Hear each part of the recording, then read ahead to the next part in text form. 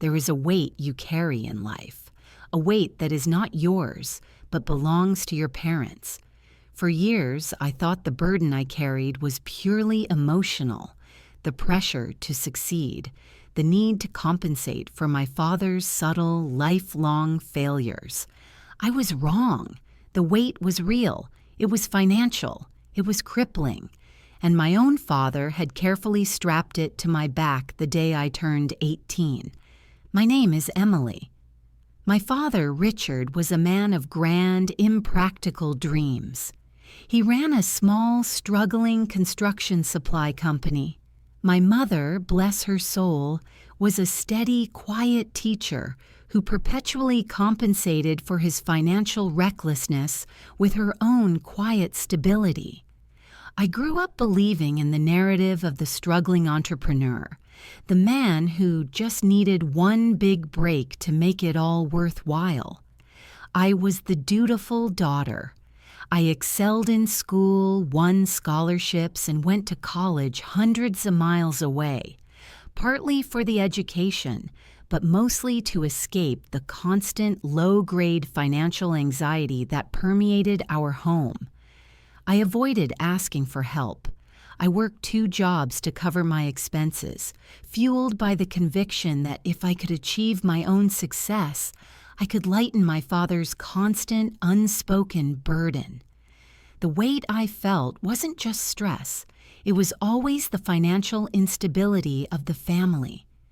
Every conversation with my father was framed by a subtle plea for optimism or a veiled worry about the bank. I internalized it. I built my career in commercial banking, ironically becoming the exact kind of cold, methodical figure my father despised because I was terrified of instability. The event that triggered the collapse was my engagement. My fiancé Daniel and I were ready to buy our first home, a small sunlit craftsman cottage. It was the culmination of years of meticulous saving and planning. We had our pre-approval, our down payment ready, and all we needed was the final green light from the mortgage company. The green light never came. The bank called me on a Friday afternoon. My mortgage application had been denied, not due to low income or poor savings, but due to catastrophic credit failure. I remember sitting in my office, the phone pressed against my ear, listening to the loan officer read the summary. My credit score was not just bad, it is non-existent. My report showed a $300,000 lien, a massive second mortgage taken against the family home, and a long, devastating history of missed payments, defaults, and accumulating interest.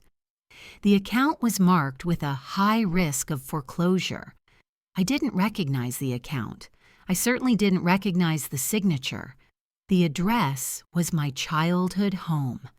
The name on the account, the sole guarantor and primary debtor, was Emily Rose. Me. I felt the oxygen leave the room. It wasn't possible. I had 0 debt. I had been fanatical about my finances. I had a clean slate. Yet the official document stated that 10 years prior, on my 18th birthday, a $300,000 mortgage had been taken out in my name, effectively signing away my financial future before it had even begun. I immediately called my father. He answered on the 3rd ring, his voice cheerful, oblivious. "Dad, I need to know about the second mortgage on the house." The one from 10 years ago, the one in my name. The cheerful facade vanished. There was a long, terrible silence on the line, the kind of silence that confirms your deepest, most horrifying suspicion. "Emily," he began, his voice dropping to a choked, desperate whisper. "I can explain. It was just temporary. It was the business. It was the only way." "You signed my name, Dad," I whispered, the rage a cold, contained diamond in my chest. "On my 18th birthday, the day I became a legal adult, you signed away my credit, my financial future, and the possibility of buying my own home. You used my name to save your business. His defense was instant, selfish, and sickening. It was for the family, Emily.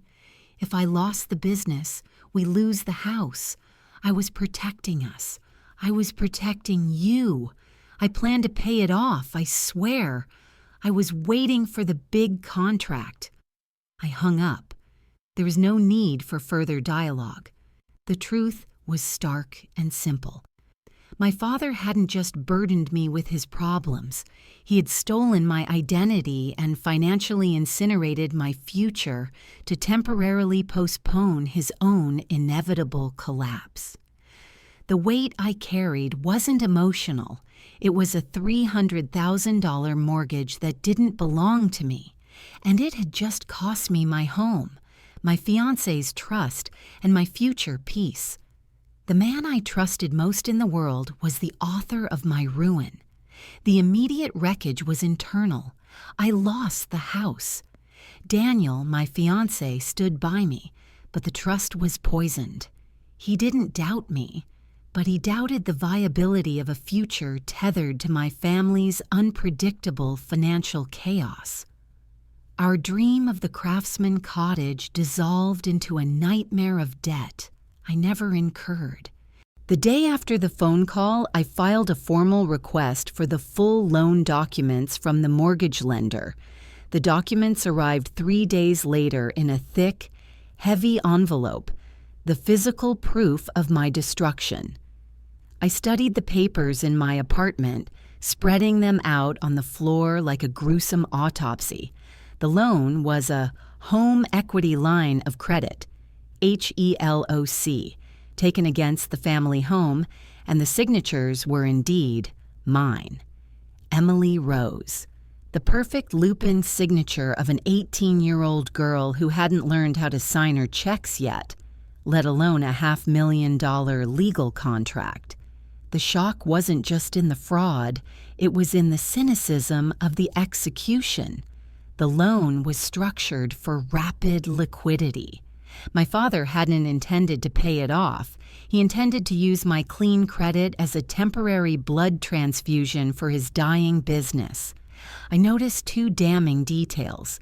First, the loan was witnessed and notarized by Brenda Hayes, a longtime associate of my father's and his office manager. Brenda Hayes, who had attended my high school graduation, was an accomplice. Second, the final purpose of the loan, stated in a small ancillary document, was capital injection for expansion, with a vague business address listed. I realized the full, terrible scale of the lie. This wasn't a desperate, spur-of-the-moment act.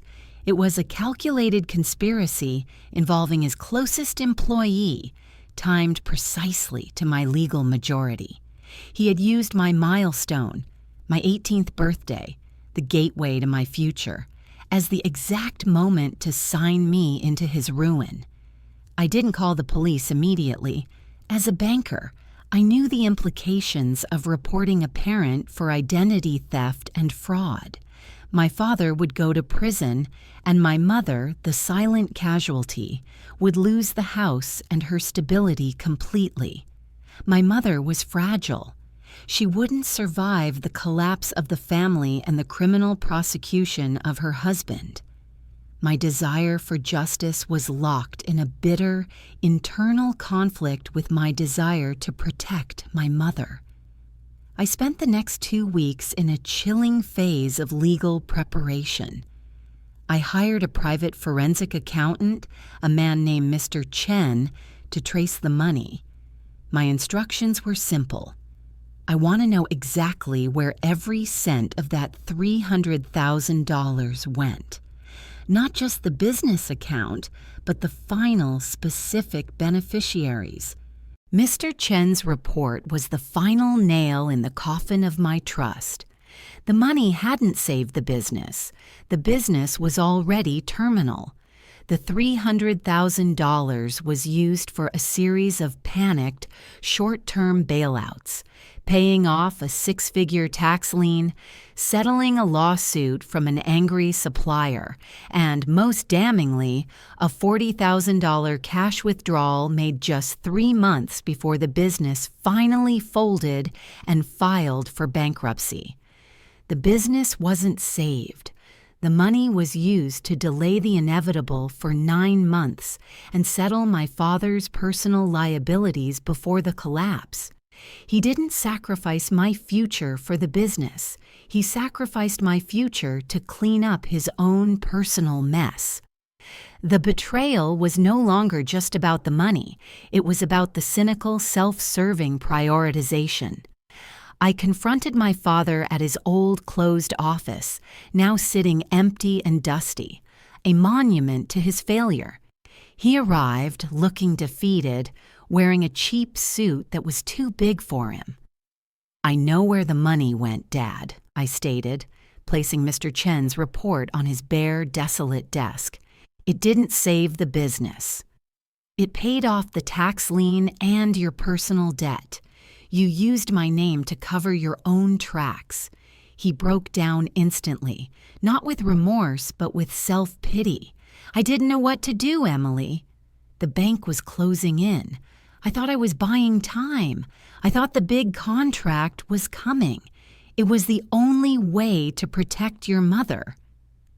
"You protected Mother by putting a $300,000 liability in my name? You protected her by ensuring that my entire adult life would be spent paying for your mistakes? That is not protection, Dad. That is selfish destruction." I deliver the ultimatum. I am not going to call the police. Yet. But you have 2 weeks to find the full $300,000 and the accumulated interest, or I will file a formal complaint for identity theft against you and Brenda Hayes. I will not pay for your failure. My father's face went white. The finality in my voice was terrifying, even to me.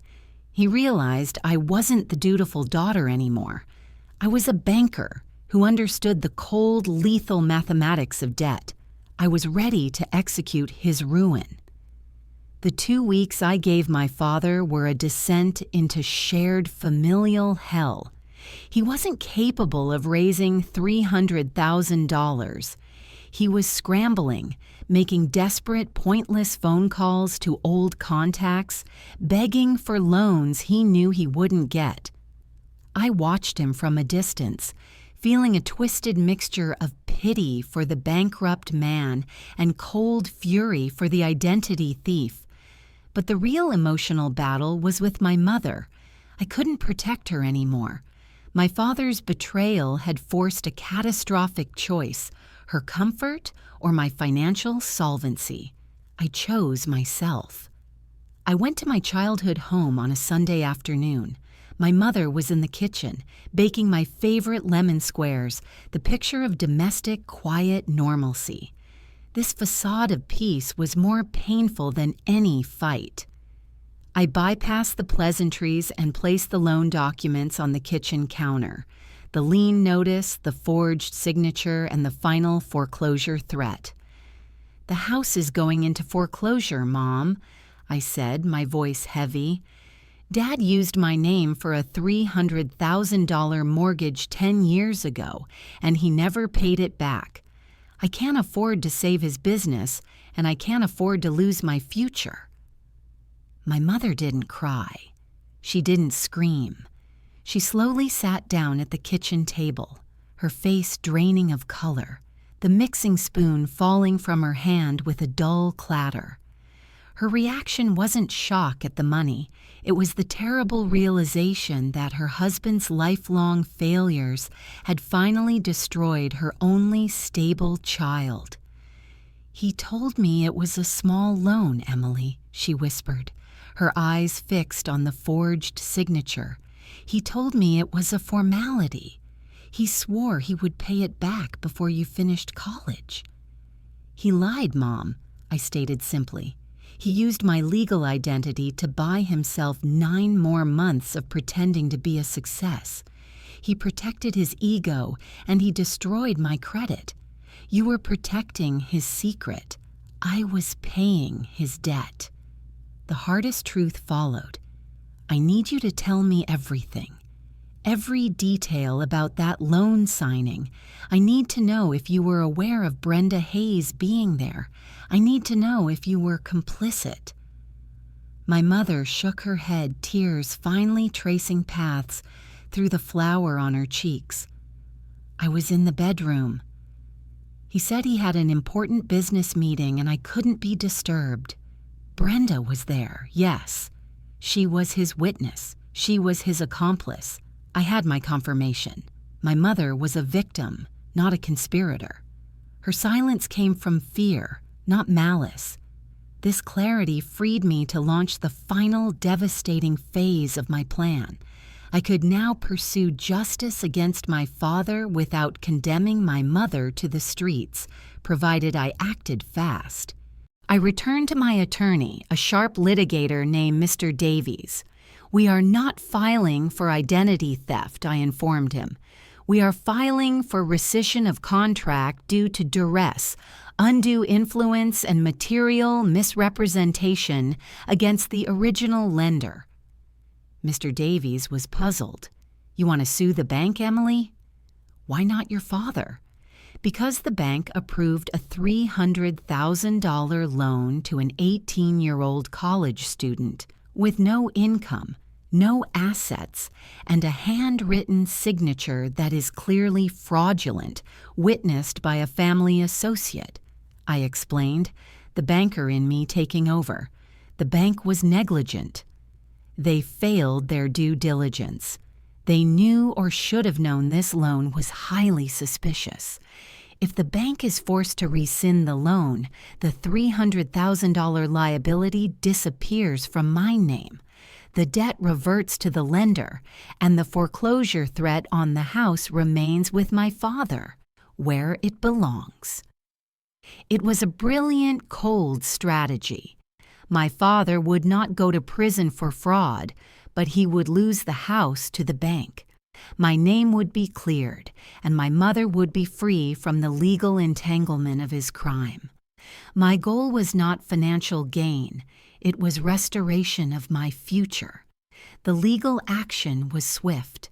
The bank, seeing the egregious lapse in their own procedure, approving a high-risk loan based on obvious fraud, and facing the threat of a large public lawsuit, immediately entered into negotiation. They wanted the liability to disappear quietly, more than they wanted to fight the optics of targeting a daughter for a father's crime. My father was frantic. He called me repeatedly, begging me to stop. Emily, if you sue the bank, we lose the house. Don't do this to your mother. You did this to Mother, Dad, I replied, my voice steady. And you did this to me. I'm just cleaning up the mess you made. This is your price. I did not stop. I had already lost my fiancé's trust and my dream home. I would not lose my chance to reclaim my own name. I was ready for the final execution of my plan. The litigation against the bank was brutal, yet strangely swift. My father, Richard, was sidelined, frantically watching the destruction he had wrought, unable to intervene. His attempts to contact me were met with silence, his calls intercepted by Mr. Davies. He had his 2 weeks of warning. Now he faced the consequences alone. The core of our legal argument was simple: gross negligence and unconscionable contract. Mr. Davies argued with relentless precision that the bank's approval of a $300,000 unsecured loan to a jobless, college-bound 18-year-old was a direct failure of regulatory and ethical oversight. The forged signature, witnessed by an employee of the debtor, was the final, undeniable proof of fraud the bank should have detected. The bank fought back for 6 weeks, but the evidence was too damning. They were staring down a massive public relations nightmare, A major financial institution trying to hold a victimized daughter accountable for her father's desperate crime. They had misjudged my resolve. They thought I would fold to protect my father. They were wrong. I was fighting to protect myself. The final settlement came not in a courtroom, but in a tense, silent mediation session. The bank agreed to a full rescission of contract. I remember the exact words Mr. Davies used. "The debt is gone, Emily. You are released from all liability related to the $300,000 mortgage. Your credit history will be entirely expunged of this lien. You are financially clean." I felt no euphoria, only a deep, cold relief. I had my future back, but the cost was the destruction of my past. The victory, however, was purely personal. The debt, now legally voided from my name, reverted to the original debtor, Richard, my father, and the bank immediately initiated the foreclosure process on the family home to recover its $300,000. My father was served the foreclosure notice 2 days later. The sight of the official papers, the culmination of his decade of avoidance and 9 months of my investigation, finally broke him completely. He didn't rage. He simply withered. I visited the house one last time before the official eviction. My father sat in the living room, surrounded by boxes he wasn't bothering to pack, staring at the muted television. "Why, Emily?" he asked, his voice hollow. "Why did you have to choose the bank?" "I was willing to start over. We could have saved the house." "You lost the house 10 years ago, Dad," I replied, standing in the doorway, "when you chose to steal my name instead of facing your failure. I didn't choose the bank. I chose to legally clean the financial infection you placed inside me. The house is the price of your pride." He finally confessed the depth of his selfishness. "I just wanted to be a success for you, Emily. I wanted you to be proud." "I was proud of the father who drove me to college and taught me to work hard," I said, the words heavy with finality. "I am not proud of the man who chose financial fraud over his daughter's future."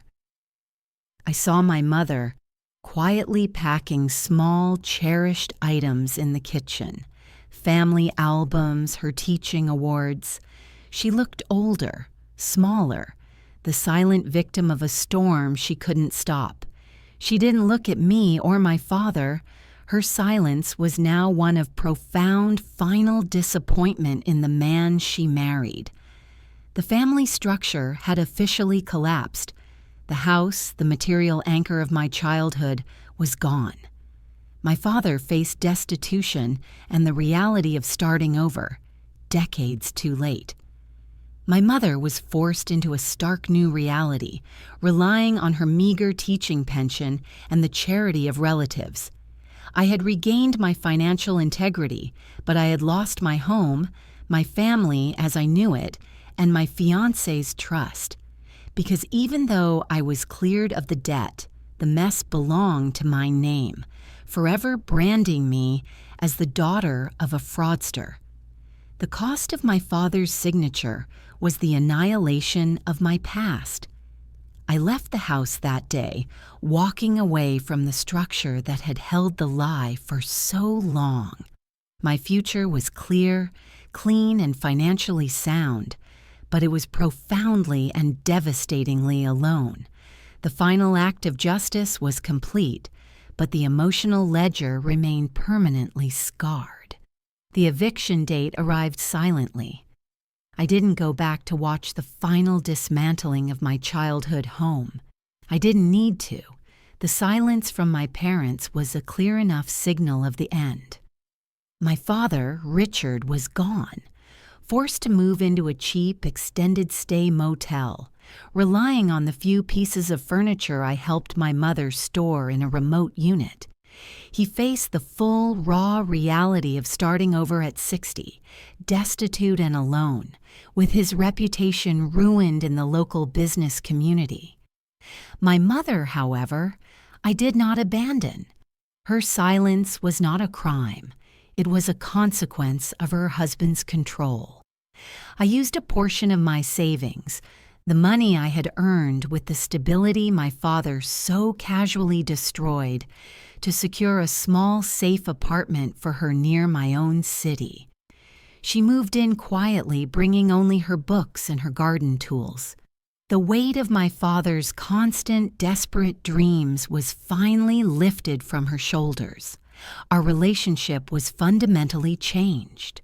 The daughter who once sought her father's approval was gone. I was replaced by the adult who managed the logistics of her mother's survival. My mother and I built a new, fragile kind of peace, based not on familial warmth, but on mutual, respectful survival. We rarely spoke of Richard. When we did, it was with the detached language of legal consequences and financial ruin. My personal life remained scarred. Daniel, my fiancé, finally left. He didn't leave because he stopped loving me, but because he couldn't reconcile his future with the proximity of my father's catastrophic instability. "I can't build my security, Emily," he told me, "when your past is a dormant volcano waiting to erupt." He chose a clean, safe path. I didn't fight him. I knew he was choosing the stability my own father had stolen from me. The final cost of the $300,000 mortgage was the loss of my love and my dream of a shared future. I threw myself into my career. The trauma of the financial fraud fueled my success. I excelled at the cold, hard logic of banking because I understood the devastating consequences of negligence. I became ruthlessly effective at spotting fraud and financial mismanagement. My father had ruined my life, but in doing so, he'd given me an unparalleled, brutal education in survival. Years passed. My father continued to fail.